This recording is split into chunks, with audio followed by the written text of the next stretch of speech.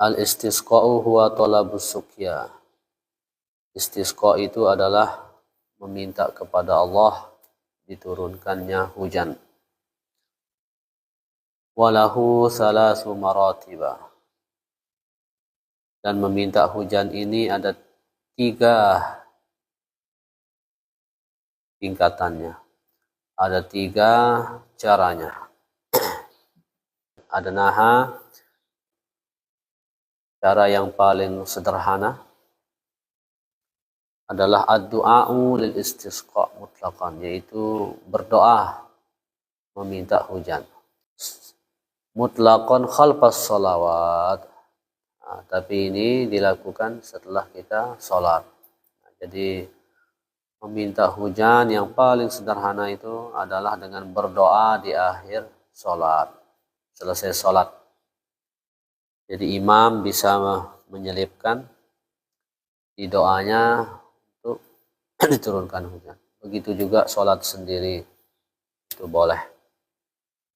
Au fi kunutin nazilah, atau di kunut nazilah, tempat memohon diturunkan hujan. Nah, ini cara yang paling sederhana. Awsatuha, yang lebih tinggi, menengah, cara menengah minta hujan. Ad-du'a'u lil istisqa fi khutbatil jumu'ah. Berdoa minta hujan di khutbah Jumat. Nah, jadi ini lebih tinggi lagi, setengah. Jadi khatib menambahkan doanya, mohon diturunkan hujan. Akmaluha, cara yang paling sempurna, cara yang paling lengkap, al-istisqa'u bis shalah, minta hujan dengan sholat, atau yang disebut dengan sholat istisqa. Wa kadzalika shaum, demikian juga berpuasa, wa taubah, bertaubat, wal khuruj minal mazalim, dan keluar dari segala macam bentuk kezaliman, kemaksiatan. Kama sayati, sebagaimana akan datang penjelasannya berikut ini. Yusannu an ya'mural hakimu bis salatil istisqa wa shaumi 3 ayyam. Disunahkan pemimpin untuk memerintahkan masyarakatnya salat istisqa dan berpuasa 3 hari. Nah, jadi pemimpin yang sunnah untuk menyerukan masyarakatnya salat istisqa.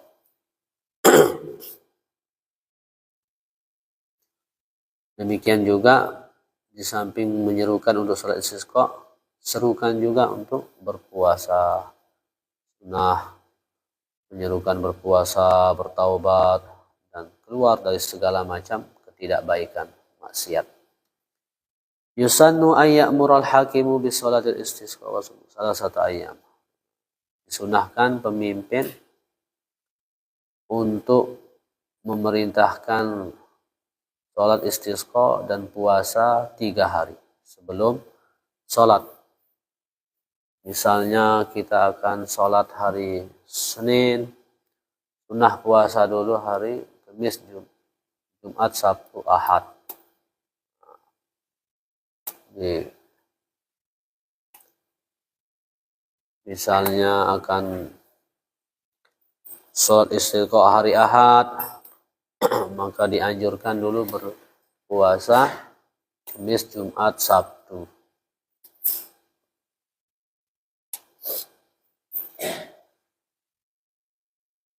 Wa tasadduqi wa a'malil birri, demikian juga wabit taubati, pemimpin juga menyerukan untuk bertaubat pada masyarakatnya, bersedekah, bersedekah, wa amal birri, lakukan amal-amal baik, wal khuruj minal mazalim, keluar dari segala macam kezaliman, wa kulli ma yamna'u min, dan segala macam perbuatan yang dapat mencegah turunnya rahmat.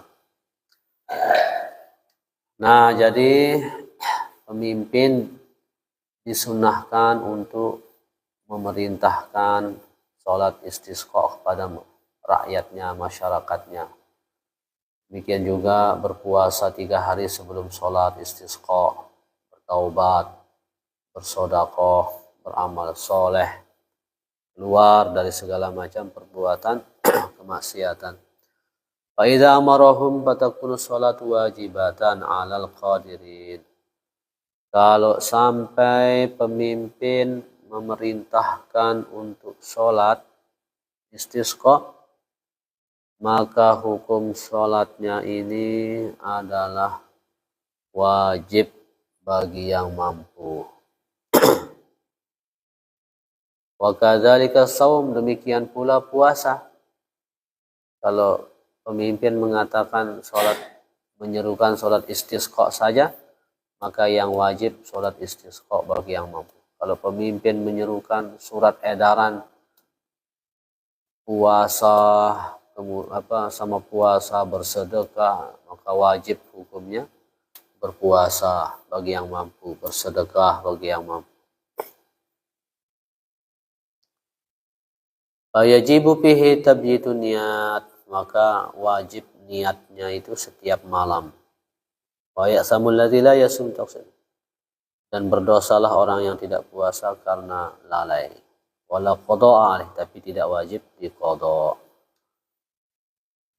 Nah, jadi meskipun tidak pemimpin menyeru, tetap kita sunnah melakukan istisqa.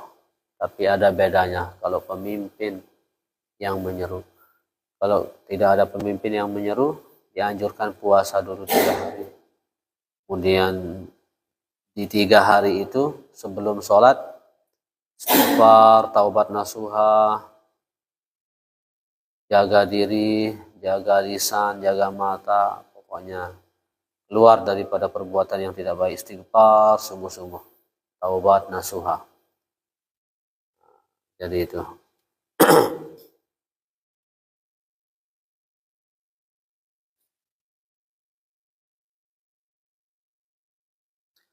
Kaifiyatu sholatiha,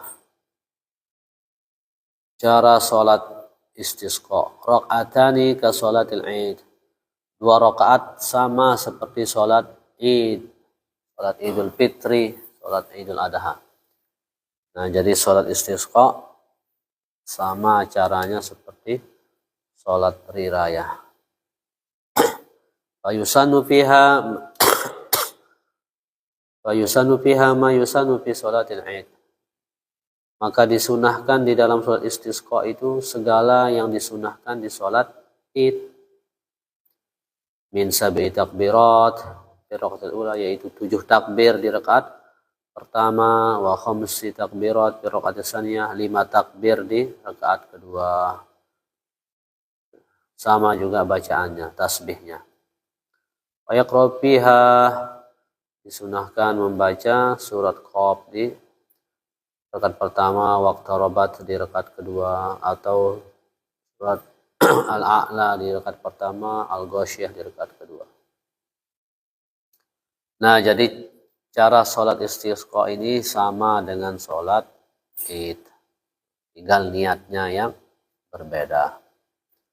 Waktu sholat, waktu pelaksanaannya fil yaumir rabi', di hari yang keempat, ba'da siyami, setelah puasa 3 hari. Yakhrujuna ila sohra bisyabi badilah, masyarakat keluar ke lapangan dengan pakaian profesi masing-masing. Bukan pakaian seperti Idul Fitri, Idul Adha, menggunakan pakaian terbaik, hias, tapi pakaian profesi. Tapi yang penting jaga tetap sucinya, tutup auratnya.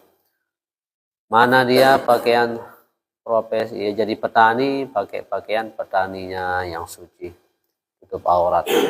Yang jadi dokter, pakai pakaian profesinya dokter. Nah, ini yang dipakai sholat.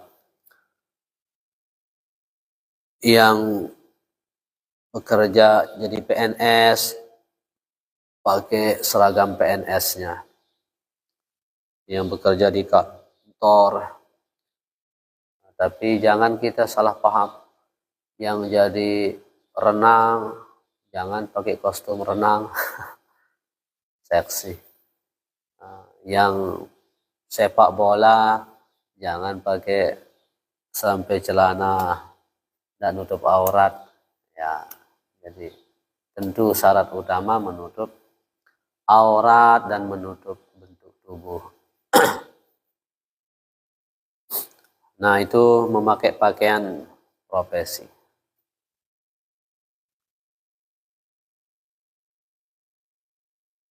Siabil mihnah, la siabil zinah. Wal afdalu wa hum shaimun. Dan yang paling afdal di hari keempat itu dalam keadaan berpuasa. Wala yajibu alaihimus shaumi. Dan tidak wajib di situ. Tidak wajib berpuasa di hari keempat atau hari kita melaksanakan. Tapi itu yang paling bagus dalam kondisi di situ berpuasa. Jadi berpuasa itu dianjurkan 4 hari, tapi 3 harinya yang dianjurkan pemerintah menyeru 3 hari. Kalau keempat itu sunnah saja, siapa yang mau, tapi itu yang paling utama. Wa yustahabbu ikhrajus sibyan wal bahaim wasyuyuh. Disunahkan mengeluarkan, mengajak anak-anak wal bahaim, binatang ternak dibawa. Makanya di lapangan punya sapi, bawa sapinya. Kalau sapinya terjaga, kalau sapinya galak ya jangan. Sapi yang aman, yang jinak bawa. Jangan bawa najis, anjing yang. Nah, jadi bawa hewan ternak, kambing, ayam, sapi, ini anjurkan bawa. Syuyuh, bawa orang tua, para orang tua yang tidak sakit, yang mampu. Bawa orang tua yang sehat. Mungkin dibawa oleh anaknya pakai mobil, bisa dia. Yang aman pakai motor, bawa pakai motor. Dikaulin Nabi SAW, karena Rasulullah bersabda, laula syababun khusya', kalau bukan karena masih adanya pemuda yang taat beribadah, wa bahaim ruta', kalau bukan juga karena adanya hewan-hewan yang bersuara, wasyuyuh ruka', orang-orang tua yang masih ruku', yang masih taat, wa atfalun rudda', bayi-bayi, anak-anak, bayi-bayi yang masih menyusu, wala subba alaikumul azab sabban, niscaya kalian akan tertimpa azab, benar-benar tertimpa. Nah, jadi ini kata Nabi, kalau bukan karena adanya masih pemuda yang taat, hewan-hewan, orang-orang tua, anak-anak, kalian akan pasti tertimpa azab. Jadi makanya dianjurkan untuk membawa itu ketika sholat istisqa, karena kita minta belas kasihan Allah. Wa qauluhu, kemudian Rasulullah bersabda juga, wa hal turzakuna wa tunsaruna illa bidu'afaikum. Dan apakah kalian itu dikasih rezeki dan ditolong kecuali karena adanya orang-orang lemah. Nah, jadi ini Nabi menyampaikan, kalian itu tidak akan ditolong, kalian itu tidak akan dikasih rezeki, kata Nabi, kalau bukan karena ada orang-orang yang lemah. Jadi ini artinya kalian itu dikasih lebih, dikasih rezeki, dikasih pertolongan, karena ini ada orang-orang yang lemah.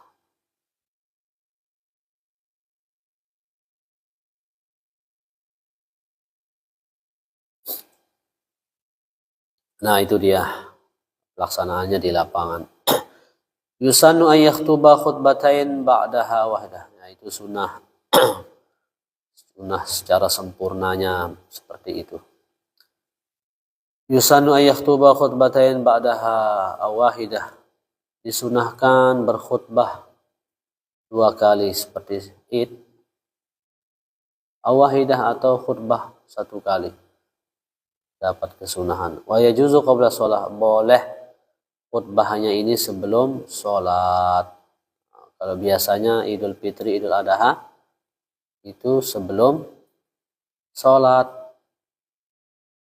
Setelah sholat. Kalau Idul Fitri, Idul Adha. Kalau Jumat sebelum, karena Jumat itu menentukan sahnya sholat Jumat. Posisinya 2 rakaat. Seperti 2 rakaat sholat zuhur. Nah, jadi 2 khutbah itu kalau Jumat itu wajib menentukan sahnya sholat Jumat. Tidak sah khutbahnya, tidak sah sholat. Kalau Idul Fitri, Idul Adha, khutbahnya itu tidak menentukan sah sholat. Sehingga dia setelah sholat. Khutbah gerhana juga. Gerhana matahari, gerhana bulan. Setelah sholat. Begitu juga sholat istisqa setelah sholat, tapi boleh sebelum sholat. Nah, ini salah satu yang sangat jarang dilakukan. Mungkin masyarakat jamaah butuh penjelasan, maka bagus khutbahnya itu di awal sekalian penjelasan tentang istisqa. Sebelum sholat dapat ilmu dulu. Nah, dapat ilmu dulu terus sholat. Jadi kalau sholat istisqa yang sangat jarang dilakukan, bagus khutbahnya sebelum sholat. Dan isi khutbahnya itu tentang ini, istisqa. Tentang istisqa. Begitu sholat langsung fokus doa. Wa yastaghfiru fi awalil khutbah al-ula tis'an. Nah, kalau khutbahnya Idul Fitri, Idul Adha, takbir. Takbir kan khotibnya yang baca khutbah takbir 9 kali, Allahu Akbar, Allahu Akbar. Sebelum mulai khutbah, di khutbah pertama, khutbah kedua 7 kali. Kalau khutbah istisqa itu khutbah pertamanya istighfar, diawali istighfar 9 kali khatibnya. Jadi bukan Allahu Akbar, Allahu Akbar, tapi istighfar. Astagfirullahaladzim, astagfirullahaladzim. 9 kali sebelum Alhamdulillah, nah dan seterusnya. Wa fi awal khutbah saniyah sab'an. Terus khutbah kedua 7 kali istighfar. Kalau khutbah hari raya takbir, kalau khutbah istisqa istighfar. Wa yastaqbilul khatib al-qiblata bid-du'a ba'da sulusil khutbati tsaniyah hatta al-faraq min ad-du'a. Nah, bedanya khutbahnya lagi ini, khatibnya ketika dia berdoa nanti, doanya itu dia balik hadap kiblat. Nah, kalau kita Idul Fitri, Jumatan, ada doa di khutbahnya itu. Nah, itu doanya tetap tidak ada perubahan. Tapi kalau sholat istisqa, khatibnya berbalik menghadap kiblat, berdoa.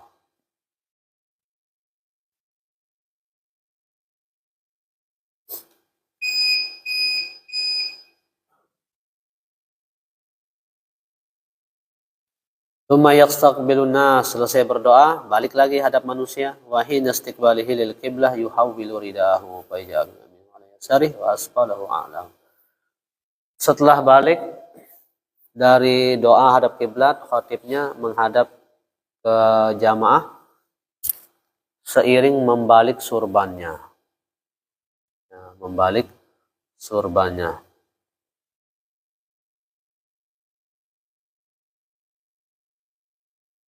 turbannya di kanan, dibalik ke kiri. Yang tadi di atas, di bawah, dibalik dia.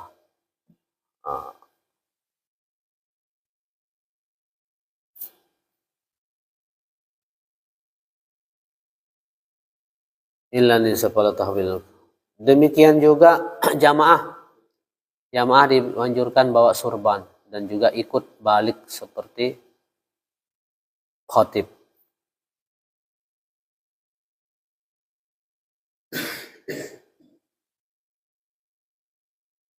Jadi yang kanan ke kiri.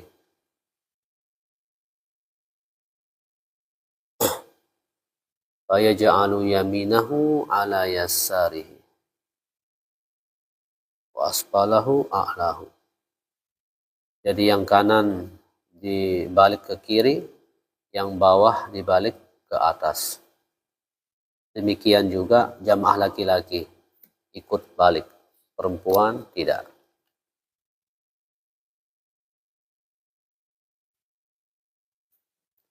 Yusannul ghuslu li sholati istisqa kama taqal bil ighsalil masnunah. Disunahkan mandi untuk istisqa sebagaimana mandi-mandi sunnah yang lain. Al-afdalu antaguna fi waqtil id. Sunnah melakukan sholat istisqa ini di waktu sama dengan hari raya. Jam 7:30 itu, jam 8. Wa yajuzu fil lail, boleh di malam juga boleh. Yang paling afdal di waktu sholat id. Illam yusqa adu sholat saniyan wa salisan. Kalau belum hujan, sudah sholat istisqa, dianjurkan lagi sholat. Dianjurkan sholat. Belum lagi dianjurkan sholat. Tugas kita kan memohon. Allah yang menentukan. Insuku qabla sholat, sallu syukran lillah wa talaban lil. Kalau sudah dikasih hujan sebelum sholat, karena sudah puasa, istighfar, bisa jadi cepat dikasih oleh Allah. Semua sudah jamaah sholat itu istighfar, taubat. Bisa jadi sebelum sholat sudah dikasih hujan. Dikasih hujan, tetap sholat sudah direncanakan. Syukran lillah, sebagai bentuk syukur kepada Allah. Wa talaban lil, meminta untuk lebih. Artinya tidak cuma sekali, untuk diberikan kemaslahatan. Yusanu ayyuzhira ghairal aurah li awwali madrasana wa yaktazi wa yatawadu fi salat. Disunahkan kemudian kita kalau sudah turun hujan mandi pakai air hujan itu, wudu. Wallahu a'lam bissawab. Yusanu ayyakula, disunahkan membaca ketika mendengarkan gemuruh, subhana ma yusabbihu ra'du bihamdihi wal malaikatu min khifatihi. Allahumma la tuhlikna bi'adzabik wa la taqtulna bighadabik wa 'afina qabla dzalik. Ketika melihat kilat, disunahkan membaca subhana ma yurikumul barqa khaufan wa tama'an yusannu an la yutbi'al barqa basar. Kemudian yusannu ayyakula inda nuzulil matar, disunahkan ketika turunnya hujan membaca Allahumma shayban hani'an mari'an nafi'an. Wa ba'dan nuzul, setelah turunnya hujan, mutirna bi fadlillah wa rahmatih. Kalau hujannya kebanyakan jadi banjir, berdoa Allahumma hawalaina wa la alaina. Nah, jadi lengkap kita diajarkan dalam Islam meminta hujan, bahkan ketika hujannya pun lebih. Mungkin dari sini ada tambahan usulan.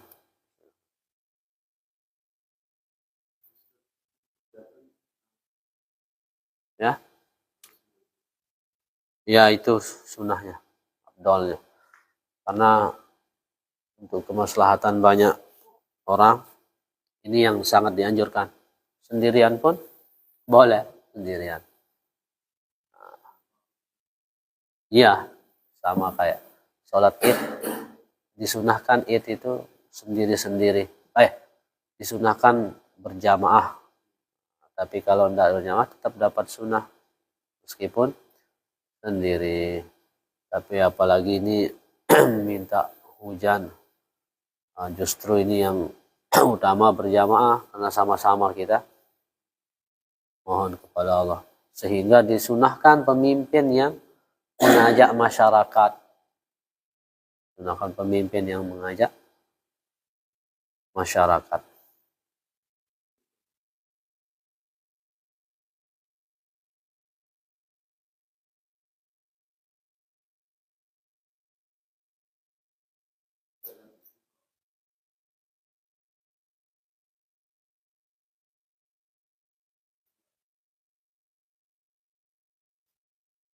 Boleh, boleh.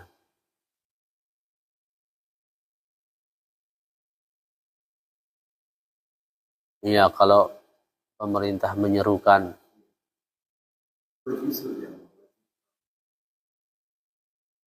Wajib bagi yang mampu.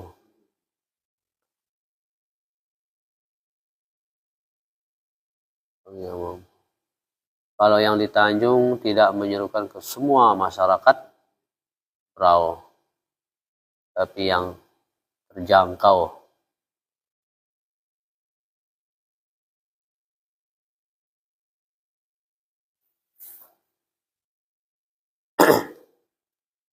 Tinggal berapa menit? Oh ya, kita tambahkan. Nah, apa pelajarannya di sini?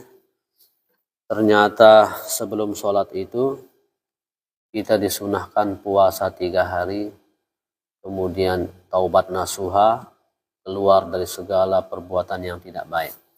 Nah, ini ada kisah nyata yang ulama besar Syekh Hasan Al-Basri, ulama tabi'in, salah satu pembesar ulama tabi'in. Beliau murid daripada sahabat Rasulullah. Jadi generasi setelah sahabat tabi'in. Salah satu guru beliau kalau tidak salah Abu Hurairah, sahabat. Syekh Hasan Al-Basri, ulama yang sangat alim, soleh, warok.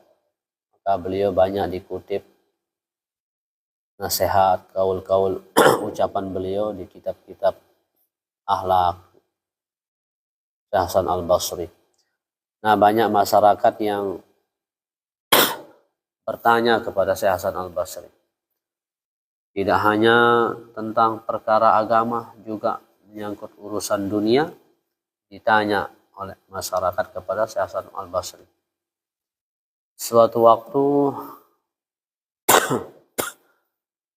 ada 3 yang datang menemui Syekh Hasan Al-Basri secara bergiliran, membawa masalah yang berbeda, ingin menanyakan bagaimana solusinya. Yang pertama datang kepada Syekh Hasan Al-Basri, wahai Syekh, kami ini berdagang di pasar. Yang sebelah kami lancar pembelinya, tapi kami ini macet. Kami ini pembelinya sedikit sekali, kalau yang sebelah lancar sekali. Bagaimana solusinya? Apa kata Syekh Hasan Basri? Astaghfirillah wa kulli ahlika ain tastaghfirullah. Kata Syekh Hasan Al-Basri, minta ampunlah kepada Allah, istighfar, dan sampaikan kepada keluargamu untuk istighfar juga. Itu saja jawabannya. Datang lagi satu mengutarakan masalahnya, wahai Tuan Syekh, kami ini sudah lama menikah, tapi belum dikaruniai anak. Bagaimana solusinya? Dijawab oleh Syekh Hasan Al-Basri, astaghfirullah wa kul li ahlika antastaghfirullah. Mohon ampun kepada Allah dan sampaikan kepada pasanganmu untuk mohon ampun juga kepada Allah. Itu saja jawabannya. Datang yang ketiga, wahai Tuan Syekh, kami ini daerah kami dilanda kemarau yang panjang sehingga kami gagal panen, tanaman rusak, terjadi masalah di penduduk kami. Bagaimana solusinya? Kata Syekh Hasan Al-Basri, istaghfirillah wa qul li ahli baladik an tastaghfirullah ayyastaghfirullah. Mohon ampun kepada Allah dan sampaikan kepada penduduk daerahmu untuk mohon ampun kepada Allah. Jadi 3 masalah berbeda, jawabannya sama semua. Singkat cerita, dengan takdir Allah, 3 yang bertanya ini singgah di warung makan bersamaan. Singgah istirahat di warung makan dan mereka saling tegur sapa. Sudah kemana? Ke Syekh Hasan Basri. Oh, sama kita, sama. Boleh kita saling tahu lah gitu. Apa yang ditanyakan? Oh, begini. Saling tanya. Apa kalau kamu apa ya? Apa jawaban Syekh? Mohon ampun dan menyampaikan agar mengajak keluarga saya mohon ampun. Sama. Masalah kita beda kok jawabannya sama. Wah, jangan-jangan Tuhan saya kurang jelas ini. Jangan-jangan keliru ini kayaknya. Kok masalah kita beda kok jawabannya sama. Kalau kita balik coba kita perjelas. Sekarang kita sama-sama. Nah, baliklah 3 ini. Balik, maaf Syekh, setelah kami ngobrol di warung makan, ternyata masalah kami berbeda, tapi kok bisa jawabannya sama. Maka Syekh Hasan Al-Basri kemudian menjawab dengan firman Allah dalam surat Nuh. Apa kata Nabi Nuh dalam Al-Quran? Allah Subhanahu wa Ta'ala berfirman, "Faqultu astaghfiru rabbakum innahu kana ghaffara." Innahu kana ghaffara yursilis samaa'a 'alaikum midrara wa yumdidkum bi amwalin wa banina wa yaj'al lakum jannatin wa yaj'al lakum anhara. Aku katakan, kata Nabi Nuh dalam Al-Quran ditetapkan, kalian minta ampunlah kepada Allah. Niscaya Allah akan menurunkan hujan dari langit dengan lebat. Niscaya Allah Subhanahu wa Ta'ala akan memberikan kalian harta yang banyak, akan memberikan keturunan, akan mengadakan kebun-kebun dan sungai-sungai bagi kalian. Di sini jawabannya. Jadi firman Allah ini dalam Al-Quran, minta ampunlah kepada Allah, niscaya Allah akan menurunkan hujan, akan memberikan keturunan, akan memperbanyak, akan memberikan rezeki, akan memberikan ladang-ladang, kebun-kebun, sungai-sungai. Maka Rasulullah bersabda, man lazimal istighfar, siapa yang melazimkan istighfar, merutinkan istighfar, menjaga taubat nasuha, istighfar, ja'alallahu lahu min kulli dhiqin makhraja. Allah jadikan setiap kesempitannya selalu ada jalan keluar. Wa min kulli hammin faraja. Setiap kesusahannya selalu ada solusi. Wa razaqahu min haitsu la yahtasib. Dan Allah akan rezekikan dari jalan tidak disangka-sangka. Nah, jadi istighfar. Makanya salat istisqa, sebelum salat istisqa 3 hari kita istighfar dulu. 3 hari disunahkan, dianjurkan dulu taubat nasuha, puasa, keluar dari kezaliman. Nah, kayak tadi, ini tidak disebut istisqa saja, yang penting sudah semua bertaubat, lebih cepat. Jadi dengan itu solusinya istighfar. Istighfar yang sungguh-sungguh, bukan istighfar karena mau istighfar sungguh-sungguh kita minta ampun kepada Allah atas segala dosa kita. Inilah yang juga dialami oleh Imam Ahmad bin Hambal. Beliau jalan safari, kemudian singgah malamnya di suatu masjid. Kemudian setelah selesai sholat isya, beliau membaringkan tubuhnya untuk istirahat. Diusirlah sama merbot. Ya, jangan di sini, jangan tidur di sini. Akhirnya tidurlah di luar, di teras. Tidur di teras, tidak usah di sini, istirahat. Akhirnya keluarlah Imam Ahmad, ini imam besar, murid Imam Syafi'i yang sangat luar biasa, imam mazhab. Akhirnya tidak jauh dari masjid ada rumah. Di situ Imam Ahmad mengucapkan salam dan mencoba bertanya apakah dirinya diperbolehkan untuk menginap. Ternyata boleh.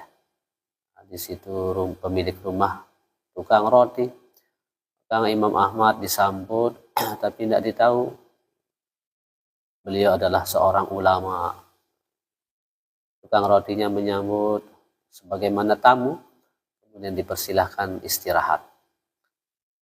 Tukang roti sambil mengaduk adonannya, sambil mempersiapkan untuk buat roti jual besok, sambil melakukan rotinya, membuat persiapan segala sambil astagfirullah. Didengar oleh Imam Ahmad. Imam Ahmad seorang ulama yang sangat luar biasa, begitu dengar itu maka sangat tertarik. Akhirnya Imam Ahmad bertanya, saya tadi dengar engkau sambil beraktivitas, bekerja sambil istighfar. Apa yang kamu raih dari istighfarmu, dari zikir? Apa kata dagang roti ini? Alhamdulillah, semua yang aku minta kepada Allah dikabulkan, katanya. Istighfar. Cuma satu saja yang belum. Saya belum dipertemukan dengan Imam Ahmad, katanya. Astagfirullah, kata Imam Ahmad. Ternyata ini yang membuat saya kesini karena istighfarmu. Jadi istighfar. Nah, jadi sebelum istisqa kita istighfar dulu. Nah, jadi meskipun secara langsung-langsungan boleh-boleh saja, tetap dapat sunnah. Dan sholat istisqa ini sholat sunat yang sangat tinggi. Idul Adha, Idul Fitri, gerhana matahari, gerhana bulan, sholat istisqa itu urutannya. Di atas sholat witir, di atas sholat tarawih, ya sholat istisqa. Jadi tinggi sekali. Meskipun begitu tingginya ya, tapi tidak kita berdoa, ya Allah berikanlah kami untuk dapat sholat istisqa. Maksudnya kasih kemarau panjang. Tidak. Sama dengan kaya dan miskin. Itu masing-masing ada keistimewaannya, tapi jangan meminta miskin. Yang kita minta harta, supaya dengan harta itu bisa melakukan banyak kebaikan. Begitu juga sehat dengan sakit, masing-masing ada keistimewaannya. Yang sakit ada keistimewaannya, tapi jangan minta sakit. Begitu juga istisqa, kemarau, itu ada ibadah yang tinggi di musim kemarau istisqa, tapi jangan minta kemarau. Yang kita minta yang baik-baik. Nah, itu pelajaran bagi kita dalam kehidupan ini untuk mohon ampun kepada Allah Subhanahu wa ta'ala. Mungkin ada tambahan usulan. Apakah terlambatnya akibat daripada dosa kita sebagai manusia? Ya. Di dalam Al-Quran Allah berfirman, Zaharal fasad fil barri wal bahri. Telah nampak kerusakan di daratan dan lautan. Kemudian rusaknya ini karena ulah kaki tangan manusia. Ya, tidak lepas dari dosa kita. Baik karena kita merusak alam, baik karena maksiat. Itu aja lautan itu meminta izin kepada Allah untuk ketika melihat banyaknya orang bermaksiat, minta izin untuk disunamikan lah bahasa kita. Tapi rahmat Allah, dengan rahmat Allah seperti tadi, kalau bukan karena orang tua yang masih taat, pemuda yang taat, bayi-bayi, hewan-hewan, kalian akan tertimpa azab, kata Nabi. Jadi iya, karena tidak lepas juga karena salah kita, dosa kita.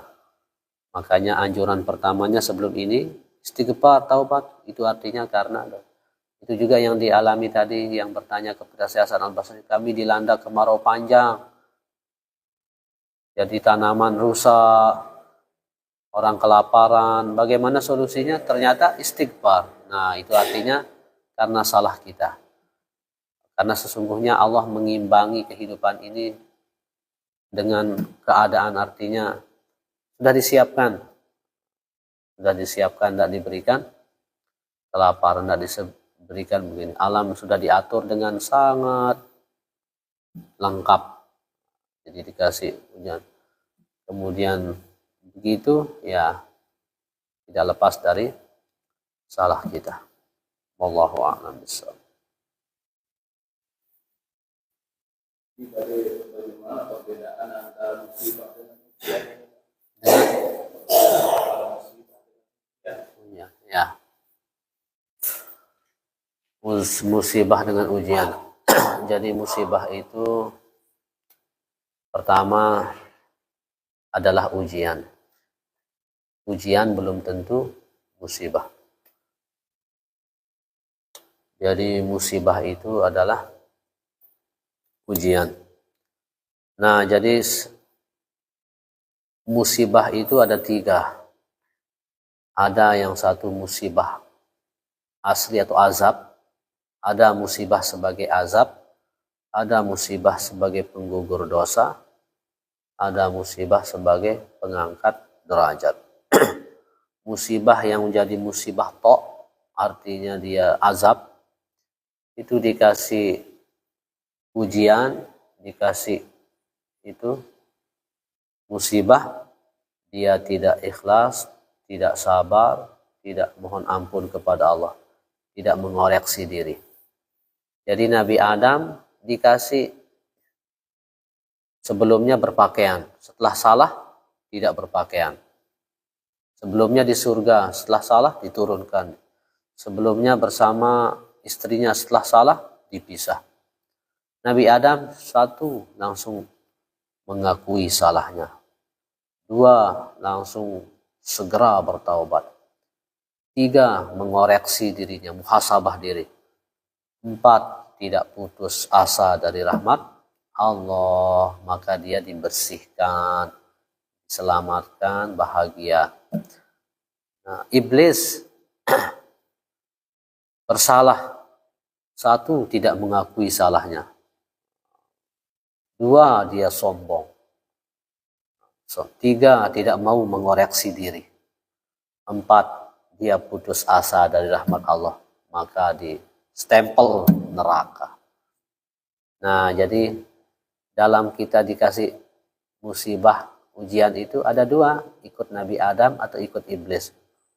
Yang ikut Nabi Adam selamatlah. Nah, jadi istighfar, Nabi Adam dikasih itu istighfar, muhasabah diri, mohon ampun kepada Allah, kembali dan tidak putus dari rahmat Allah. Inilah yang membersihkan dosa. Ada yang mengangkat derajat, ya, yang tidak ada salahnya tapi dikasih. Nah, ini berhasil dia sabar, istighfar. Yang tadi pokoknya dia itu mengangkat derajat. Nah, jadi musibah itu adalah ujian. Musibah itu adalah ujian. Tapi musibah sebagai azab itu adalah bagi yang tadi yang menjalani caranya iblis ketika bersalah. Nauzubillah min dzalik.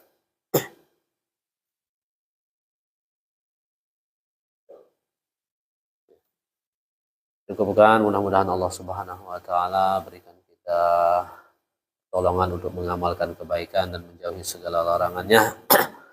Nanti ketika ada edaran kita sholat istisqa, mudah-mudahan kita sudah ada gambaran sehingga lebih menambah kehusyuan dan kenikmatan dalam melakukan ibadah. Mohon maaf atas segala kekurangan. Subhanakallahumma bihamdika asyhadu an la ilaha illa anta astaghfiruka wa atubu ilaik. Allahumma waffiq wal hadi ila sabilir rasyad. Wassalamualaikum warahmatullahi wabarakatuh.